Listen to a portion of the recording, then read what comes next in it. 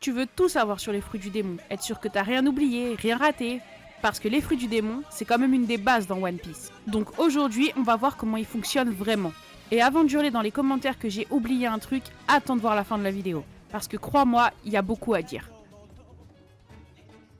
Bon, déjà, on va faire simple. Un fruit du démon, c'est un fruit qui te donne un pouvoir. Oui, c'est aussi simple que ça sert à rien d'en faire des caisses, tu croques dedans et hop. Soit tu te transformes, soit tu obtiens un pouvoir spécifique.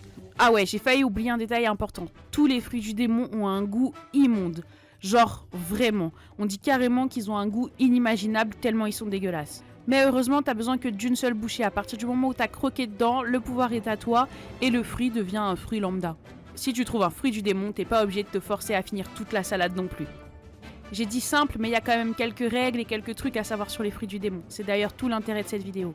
Il n'y a pas besoin d'être spécial, d'être choisi ou quoi que ce soit.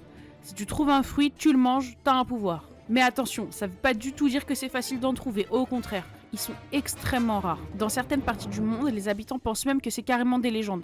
C'est pour ça qu'au début sur Isboo, quand ils voient Luffy, ils sont complètement choqués. Pour eux, c'est pas leur quotidien de voir des gens qui possèdent des pouvoirs de fruits du démon. Personne n'a jamais vu quelqu'un en caoutchouc ou avec n'importe quel autre pouvoir en fait.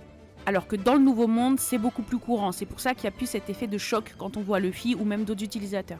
Par contre, il y a aussi une autre règle qui est super importante. On peut manger un seul fruit du démon. La version officielle dit que chaque fruit contient directement un démon. Et donc que si t'en manges un deuxième, les démons vont s'entretuer et tu vas mourir. Mais bon, aujourd'hui on doute énormément de cette explication, parce qu'il y a une énorme exception. Barbe Noire. Le seul personnage qu'on connaît, que ce soit passé ou présent, qui possède 2 fruits du démon. Et on sait toujours pas comment il a fait. Ça mérite une vidéo à part entière.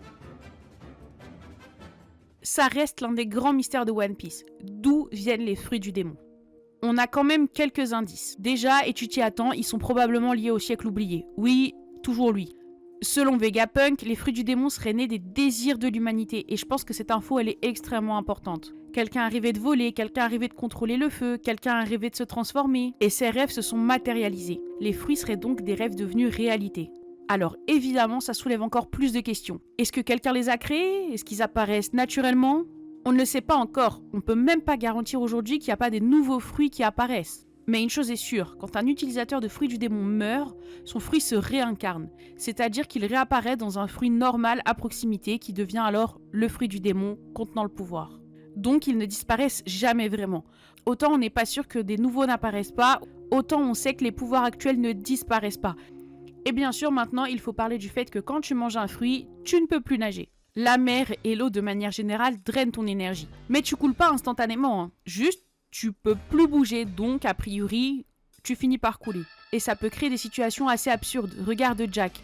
Vu que c'est un homme poisson, oui, le gigantesque mammouth est bien un homme poisson, sa race fait qu'il peut naturellement respirer sous l'eau. Donc quand il se retrouve dans la mer, il coule comme une pierre, mais comme il peut respirer, et bah il survit. Juste il peut pas bouger, il est obligé d'attendre indéfiniment là que quelqu'un vienne le chercher.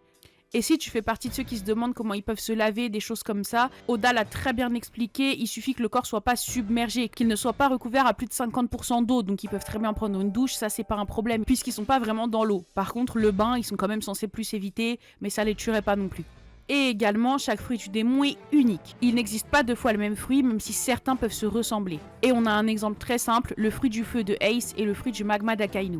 Ce ne sont pas les mêmes, mais effectivement, on peut voir la ressemblance entre les deux. Par contre, il y a une hiérarchie qui est évidente. Le fruit d'Akainu et donc le fruit du magma est bien plus fort que celui de Ace. Et malheureusement, on a vu ce que ça a donné. Et bien sûr, vu les pouvoirs qu'ils octroient, ces fruits valent une fortune.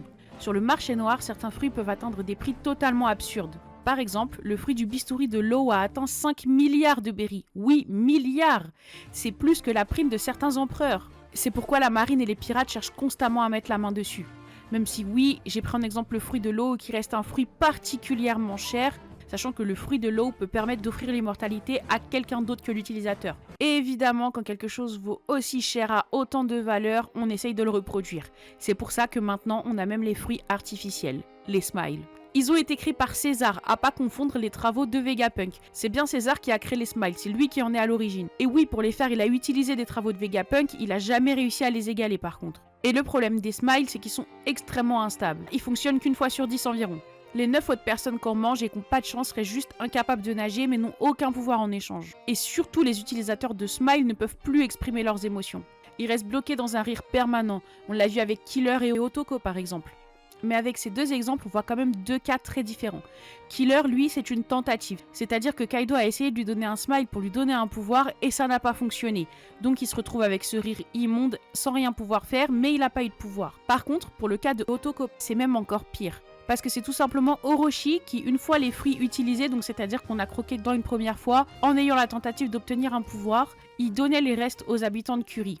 Donc les habitants de Curie qui subissaient une famine absolument horrible étaient obligés de manger les fruits. C'est comme ça qu'ils se retrouvaient avec ce rire constant alors qu'ils étaient dans une détresse insupportable, sans même avoir eu la chance d'obtenir le moindre pouvoir. C'était juste les restes. Et bien sûr, les fruits artificiels ne peuvent reproduire que des Zoan, pas les autres types.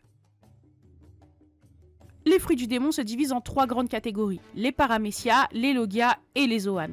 Et bien sûr, chacun fonctionne différemment. Les Paramecia sont les plus nombreux et probablement les plus imprévisibles, parce que ce type de fruit du démon peut donner à peu près n'importe quel pouvoir. Par exemple, Doflamingo peut créer des fils, Crackers peut créer des biscuits, Mister 3 peut produire de la cire, mais certains Paramecia sont beaucoup plus étranges encore. Moria peut manipuler les ombres, Big Mom peut manipuler les âmes, et l'eau peut créer des rooms qui lui donnent un contrôle total sur l'espace. Et on a aussi des fruits complètement absurdes, le fruit des coussinets de Kuma par exemple, mais aussi le fruit des fantômes de Perona et même le fruit de Foxy qui heureusement est éclaté au sol parce que son pouvoir est terrifiant. Bref, les Paramecia sont un peu le grand fourre-tout des fruits du démon, mais c'est aussi ça qui les rend incroyablement intéressants. Les Logia sont beaucoup plus simples à comprendre et surtout à définir parce qu'ils permettent de se transformer en éléments naturels. Le feu, la glace, le sable, la lumière, le gaz, même la suie et aussi la foudre avec Ener bien sûr. Avec un Logia, le corps devient littéralement l'élément, ce qui signifie qu'une attaque normale ne peut pas les toucher, sauf avec deux choses bien sûr. Le haki, mais aussi le contre-naturel. Et on a un exemple, même s'il est ancien, je pense que tu t'en souviens, Luffy contre Crocodile. Par nature, le sable change lorsqu'il est humide, donc de l'eau ou même du sang le rendent vulnérable. Les Zoan peuvent se transformer en animal, et généralement ça augmente considérablement leur force physique. C'est aussi le type de fruit qui peut être mangé par des objets, mais on va y revenir. Les Zoan sont aussi le type de fruit qui contient beaucoup de variantes. Par exemple, le fruit de l'humain a plusieurs variantes, oui. Il y a celle de Chopper, il a mangé le fruit de l'humain, modèle normal, mais il y a aussi Luffy, qui a aussi mangé le fruit de l'humain, c'est juste pas le même modèle. Et justement, certains Zoan sont bien plus précieux que les autres, et c'est ça qu'on va voir dans la deuxième vidéo. Une autre chose intéressante avec les fruits du démon, c'est qu'ils ne sont pas réservés aux humains. On a vu des géants, des tontata, des hommes-poissons manger des fruits du démon, mais aussi des animaux. Chopper par exemple, qui est littéralement un renne qui a mangé le fruit de l'humain. Mais là où ça devient vraiment bizarre, c'est quand des objets mangent des fruits du démon. Oui, dans One Piece, certains objets possèdent un fruit. Par exemple, Lassou, le chien canon de Mister 4, ou Funkfried, l'espèce de Pandam, qui est une épée éléphant. Comment ça fonctionne exactement? On sait toujours pas. Tout ce qu'on sait, c'est que c'est grâce à Vegapunk. Et honnêtement, dans l'univers de One Piece, qui est complètement absurde, c'est devenu normal.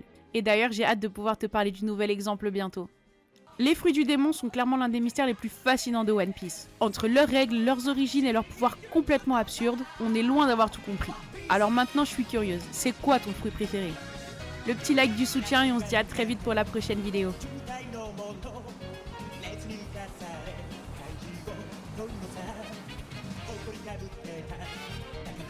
チーズも